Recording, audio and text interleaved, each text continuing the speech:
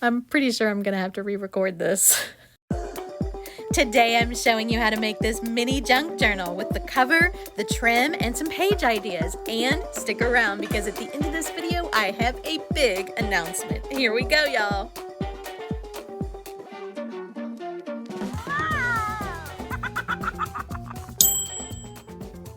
Well, hello and welcome to Pink Paper Peppermints. My name is Melissa and I am so glad you're here today.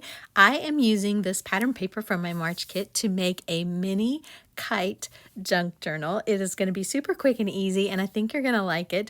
The first thing that I want to do, I've printed my pattern paper double-sided as you can see here, and then the first thing that I want to do is to create a pattern for my book, and I'm going to make it about 5 inches. I'm using a piece of ledger paper here and just measuring out about 5 inches. I want my book to be 5 inches wide, and then I'm going to be folding the paper in half and drawing the pattern. You know, it's just a diamond shape, but I'm folding it in half so it's kind of even on top and bottom. And you could do this with any shape that you wanted to make a mini book in the shape of, like a flower or I can't think of another shape right now, but any shape. And you can see here that it came out a little too long, a little too tall. I wanted it a little bit shorter and wider, so I'm just going to go in with my scissors and trim it up a little bit. And when I open it up, I can see that's almost exactly the shape that I was looking for. So then I'm just going to use this as a template to trace my pattern on the pattern papers that I've already printed out and cut them out. And the shape is a little wonky, which I'll tell you a little bit more about in a minute, but I still think it's really cute. So I've got all my papers cut out now, and I'm going to decorate the cover first, and I thought it would be cute to do kind of like a little patchwork effect with the different pieces of paper. So what I did was just took one of the patterns that I had already cut out and cut it in half and then in half again to create the 4 shapes, and I did that twice so I'd have all different patterns to mix and match. And then I just flipped some of the pieces over to get the patterns that I wanted and matched them all up. And then I took it over to my sewing machine and sewed it with a zigzag stitch on the 4 pieces. And then on the outside, I stitched it together with just a regular stitch. And I used my variegated thread. It's a green cotton variegated thread, which I will link you below to where I get that. And this is some vintage pom-pom trim that I got. And I'll link you below if I got that. I'll have to check and see if that's an estate sale find or a shop find. But so I've got that all sewn on here, also with the green variegated thread. And I'm gonna put, and here's where my wonky shape kind of doesn't work, is it's really cute, but if I want to flip the pattern over, you see it now, it doesn't match up because one side is wide and one side is narrow. So it kind of limits how you can use it. I wanted this cloud, but it was the wrong shape. So I figured out that what I could do was just turn it upside down to get it, but that won't work with every pattern. So just be aware of that when you cut out your shape if you want it to be even on all 4 sides. So I'm using this Fabric Fusion glue to adhere it to the pom-pom trim. And it's all dry now, so I'm going to start working on the pages. So I've typed out some verses with my colored typewriter ink, which if you haven't seen that before, I will link that in the comments. And you can see I was testing out a border punch on that piece of paper.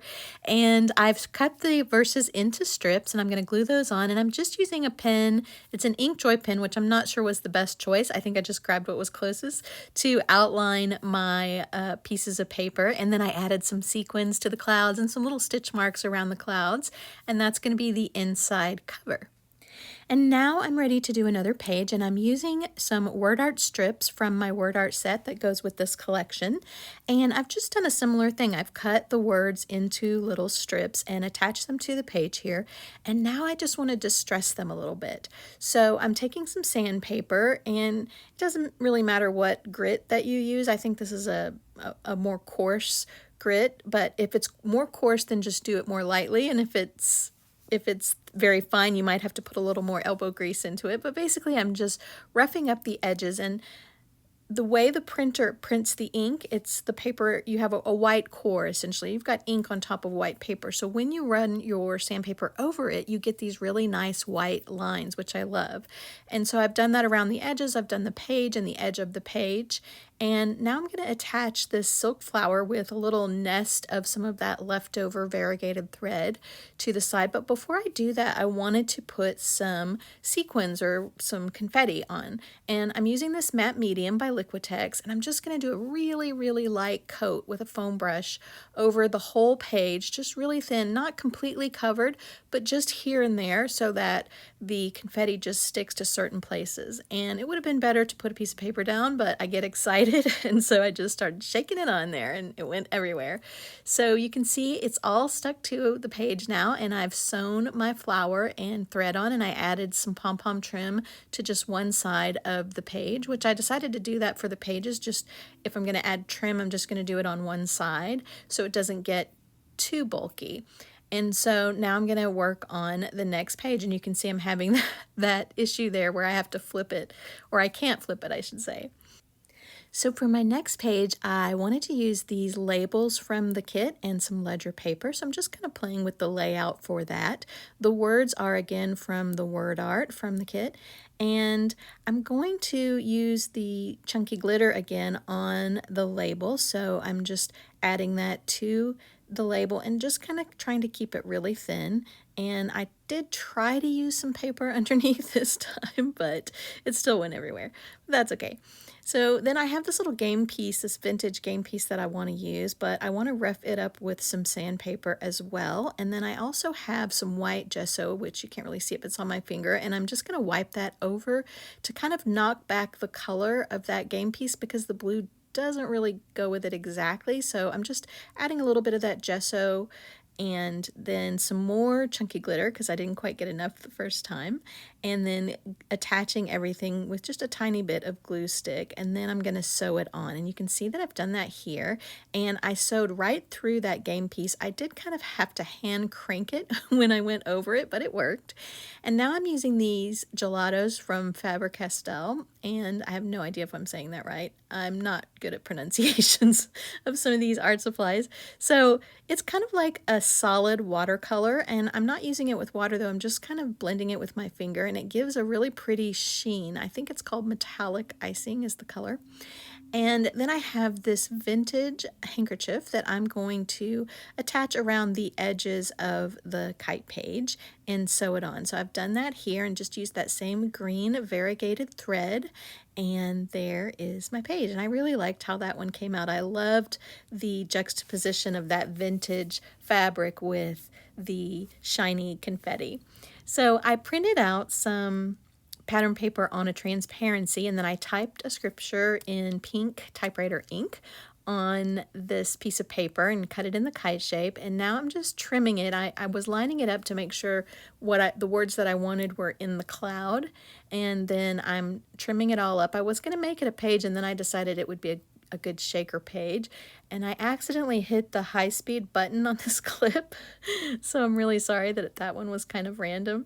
But there you can see it's all done, and it's just like any shaker page. I sewed up three sides. I'm pretty sure I'm gonna have to re-record this.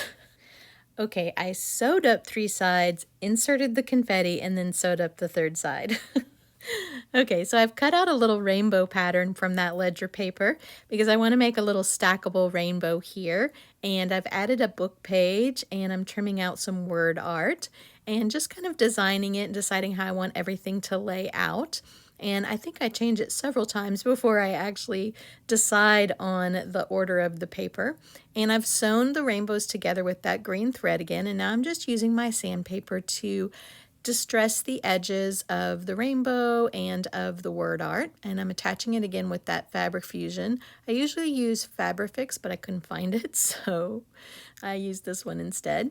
And now I'm taking some craft bond and a Q-tip, and I'm just dotting some adhesive on the page, and I'm doing that because I want to add just a few of these little squares of confetti to the page. I want it to look kind of like rain, and I wanted to be more precise with where I put it, and I didn't want to just sprinkle it on.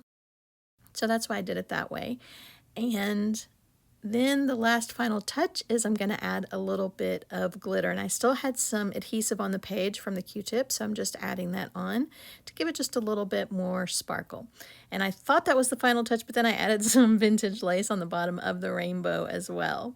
So I really liked how that page turned out, and I was playing with that lace and trying different ribbons actually to decide what tail that I wanted, and I thought I was going to stick with the lace, but then when I started adding the different fabric scraps for the little ties, I came across this turquoise flower piece, and I really liked that a lot better. So that's going to be my tail, and then I just cut some little triangle shapes of scraps for the ties and laid those out how I liked them. You can see how I'm bunching it up there. I basically just kind of accordion folded it in the middle and then took a little stitch onto that tie and created the little kite string tie there on the cover. So now I'm going to punch some holes in the top to connect it, and I haven't finished all the pages, but I'm going to work on those later. And so I just wanted to show you how I was going to connect the pages. I'm actually using this bead chain. I think I got it off of a clothing tag, and I'm using my We Are Memory Keepers hole punch to punch holes, and you can see it went right through a sequin there at the top, and it did just fine. So it's a great little punch. And now I've got all the tops punched and added my bead chain and connected it. And so I think my favorite part is the tail there. I think it's so pretty with all the strings and everything. So I was just going to flip through and show you the pages that I've done so far. And I want to finish up the other pages, and I hopefully will show you what they look like when I'm done.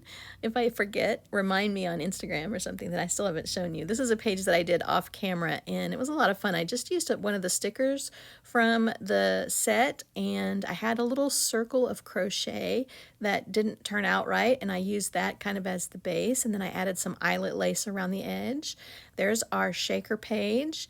And then I added some tiny pom-pom trim on that page and some paper fringe on that page, and I will link the shop where I get that below as well if you I haven't told you that before. It's a really cute little shop. So you can see how easy this little junk journal comes together, and it would make a wonderful Happy Mail gift or Mother's Day gift or even a teacher gift. So I hope that you'll try making one. Okay, are you ready for my big announcement? If you are on my email list or you follow me on Instagram, then you've already heard the news, but we are launching a podcast, and I am so excited. It launches this Thursday, March 25th. It's going to be on iTunes, Spotify, all the places, and I'm hosting it with my good friends and super creative and talented girls, Lori Thomas and Jessica Bullock, and I will link them below so that you can find out more about them. And we have been having so much fun recording and planning this podcast. We're talking about art and art supplies and faith, and what happens when you combine your faith with your creativity. And we have just been having a blast, and we really are excited about finally getting to share this with you and talk to you about all the things that we're talking about. It is going to be a little bit different. It's going to be kind of interactive. So I hope you will join us Thursday, March 25th for our launch day. Now, if you enjoyed this video, I think you'll really like this mini journal pockets and pages tutorial. I'm showing you how to make a little mini junk journal in a vintage mug shape, and I've got all kinds of tips and tricks for minis for you. Thank you so much for joining me today. I hope that you have a week filled with peace and grace, and I will see you next time here on Pink Paper Peppermints.